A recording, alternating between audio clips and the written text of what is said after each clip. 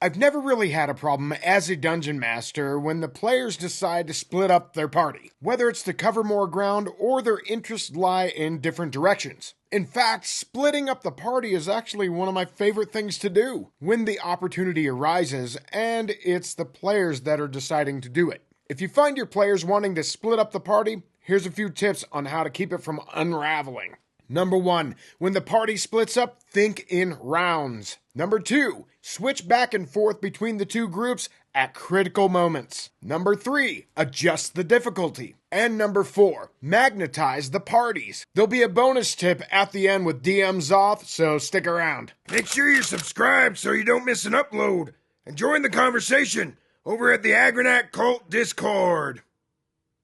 Alright, number 1. When the party splits up, think in rounds. Thinking in rounds when the party splits up does wonders. Try to keep mental time between the two groups and give them pretty much the same amount of time. You could be RPing with one group where it's slow and steady and running a battle with the other group. 3 to 5 minute increments is what I typically shoot for. Sometimes I can go longer or shorter, but I would say no more than 8 minutes. You could even use a timer if necessary. So keeping things in a by-round sort of mentality is good. Or you can even say it's 2 rounds of combat and then switch back to the social encounter. What I'm trying to do as a dungeon master is give equal time as much as possible to all the players involved. This doesn't always happen because there's many factors like situational circumstances or player involvement, but I'm aiming for this all the time.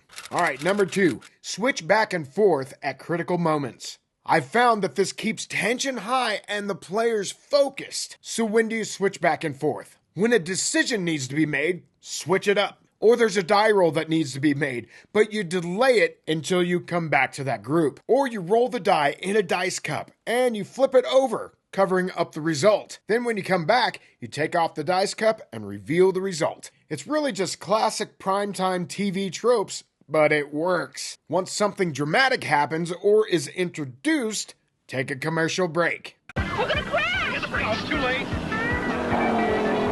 Shoot.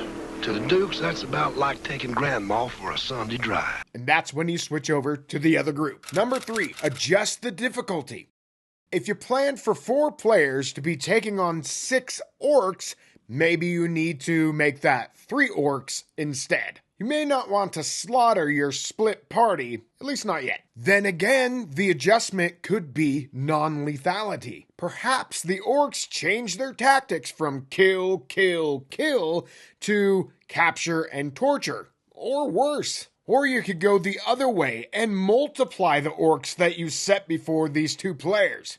It'll scare the shit out of them. 2 PCs run around the corner and there's 20 orcs staring at them. Now they run. If they don't, their death is on them. Stupidity should be punished after all. Number 4, magnetize the 2 groups. Once you've played a split group party for a while, you'll want to get them back together, especially before the session ends. Because even though playing multiple parties can be exhilarating and fun, and there's tons of action and tons of different things going on, it can be very taxing. But I do love it. You'll want a bit of a break after a while. Trust me. A couple things you can do to reunite the party. Teleportation, especially at higher levels. The fighting party members crash through the floor, which is actually the ceiling to where the other party members are at. Hey, Ron. Hey, Billy. Fade to black. Totally underutilized in Dungeons & Dragons. If you don't know what that means, basically wrap up what you're doing and then say, the group comes back together. Or get the clue when one party says, we should probably find the other party. Or the other 2 parties. Once you hear this at the table, you should make this happen post-haste. Because if you're playing everything out and not doing a fade to black, then it could take a little bit. Also, another thing to keep in mind. If one group has been battling, and one group has been doing a social encounter, their time is a little bit off. The old trope of a 5-hour journey takes 5 minutes and a 5-minute battle takes 5 hours. Rounds in a battle for most systems take 6 seconds. For me, a conversational round can be 1 to 3 minutes or even more.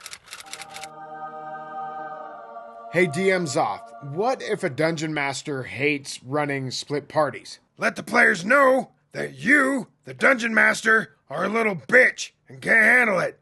And they'll probably bow the knee because they're little bitches too. Oh, okay. All right, what did I miss? Leave your comments down below. Also, Agranak Cultist, guess what's coming out this next week? I'm going to be sending out your Agranak Cult patches. This is for the red hand tier and above on Patreon. All right, that just about does it for me. Thanks for stopping by Agranak Studios today, and we'll see you on the next one. Later. This video was brought to you by the generous support of our patrons. Consider becoming a patron so you can help us make more content like this. Or get yourself a t-shirt below. Later. All right, do this and do that and do this and do that. And watch this video.